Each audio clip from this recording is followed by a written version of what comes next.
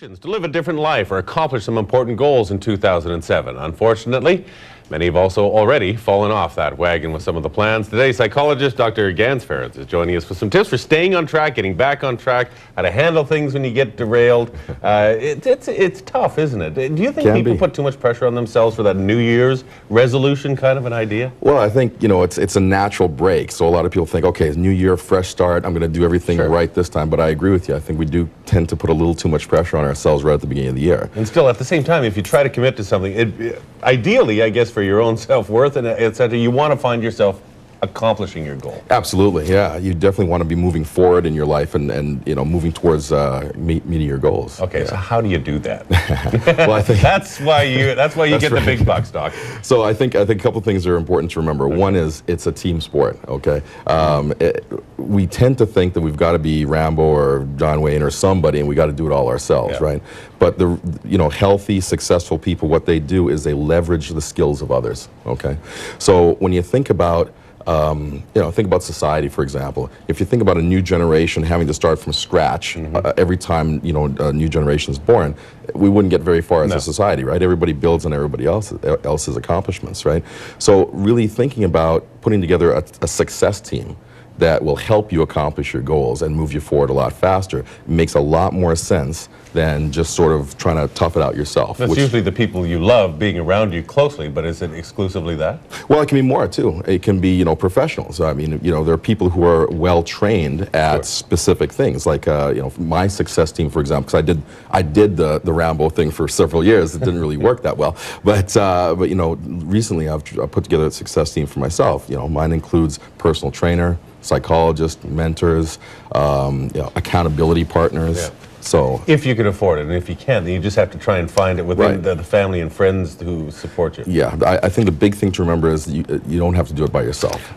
Life is not school. Explain what you mean by that. Well, that's the same point that I was making a second ago. In school, we're taught to do it by ourselves. We're taught to keep our eyes on our own paper. We're taught to not cooperate. It's called cheating when you're in school, that sort of thing. But like I said, life is a joint venture opportunity. We have to work together to help each other out.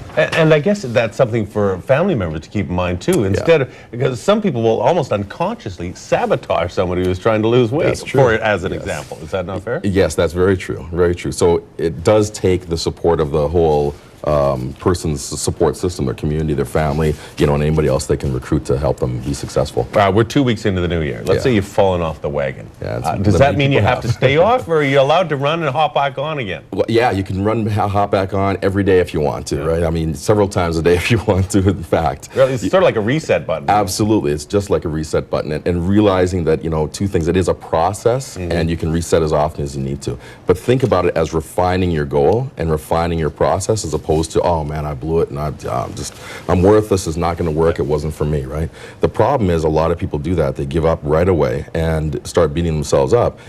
When we do that, what we do is we drain ourselves of the energy that would normally be necessary to move us forward, because we're feeling guilty, we're feeling depressed, we're feeling kind of worthless sometimes. But we don't have to. It's just a refining process.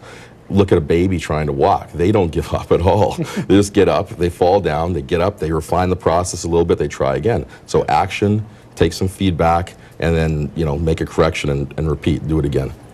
I get the feeling that with resolutions, we almost and society, or when we talk about them, we expect, well, have you failed on your resolution yet? It's sort of an expectation to fail you when you make the New Year's resolution. Right. Is it mind over matter to say, no, I'm not going to empower through it? Well, again, thinking about the long term and looking at it as that refining process, and it's not about making it the first time. A lot of these things take several runs to get at, right? You have to learn how to do it?